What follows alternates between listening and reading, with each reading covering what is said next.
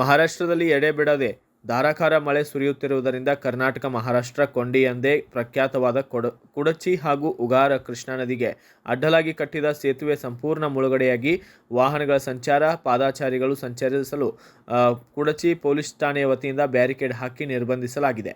ಮಹಾರಾಷ್ಟ್ರದ ರಾಜಾಪುರ ಬ್ಯಾರೇಜ್ನಿಂದ ನಿನ್ನೆಯಿಂದ ಸರಿಸುಮಾರು 1,50,000 ಕ್ಯೂಸೆಕ್ ನೀರನ್ನು ಹೊರಬಿಡಲಾಗಿದ್ದು, ನಿನ್ನೆ ಕೃಷ್ಣೆ ನದಿಯ ನೀರಿನ ಒಳಹರಿವು ಸರಿಸುಮಾರು 29,000 ಕ್ಯೂಸೆಕ್ ಹೆಚ್ಚಾಗಿದೆ. ಒಂದೇ ದಿನದಲ್ಲಿ ಸೇತುವೆ ಮುಳುಗಡೆಯಾಗಿದ್ದು, ದಿನಂಪ್ರತಿ ನಮ್ಮ ಕರ್ನಾಟಕ ರಾಜ್ಯದಿಂದ ಮಹಾರಾಷ್ಟ್ರ, ಮಿರಜ್, ಸಾಂಗ್ಲಿ ಸೇರಿದಂತೆ ಈಚಲಕರಂಜಿ, ಜೈಸಿಂಗ್ಪುರ್ ಇನ್ನೂ ಹಲವಾರು ಪಟ್ಟಣಗಳಿಗೆ ದಿನಾಲೂ ರೈತ ಹಾಲು ತರಕಾರಿ ವಾಹನಗಳ ಮೂಲಕ ಇದೇ ಸೇತುವೆಯಿಂದ ಹೋಗುತ್ತಿದ್ದು, ಸಾವಿರಾರು ಜನರು ಈ ಮಾರ್ಗದಿಂದ ಮೋಟಾರ್ ಸೈಕಲ್ಗಳ ಮೂಲಕ, ಸಾವಿರಾರು ಯುವಕರು ಕೂಲಿ ಕೆಲಸಕ್ಕೆ ಹೋಗುತ್ತಿದ್ದರು. ಈಗ ಈ ಸೇತುವೆ ಸಂಪೂರ್ಣ ಮುಳುಗಡೆಯಾಗಿದ್ದರಿಂದ ಜನರ ಜೀವನ ಅಸ್ತವ್ಯಸ್ತವಾಗಿದೆ.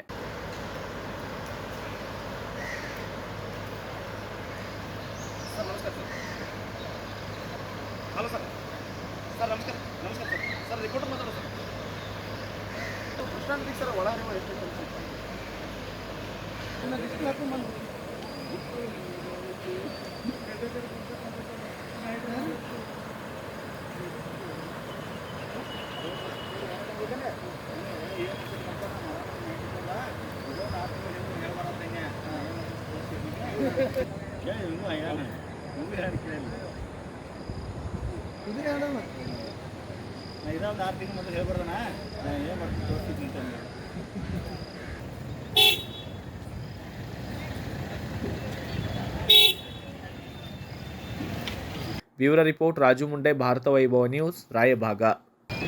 Thanks for watching. Read, discuss and debate with editor Dr. Yan Prashant Rao. Wanted reporters in print, digital and visual media for Bharat Vaibhav Daily Newspaper, BV News 5 Channel and BV Fast Web News from all the talukas of Karnataka, Goa and Maharashtra.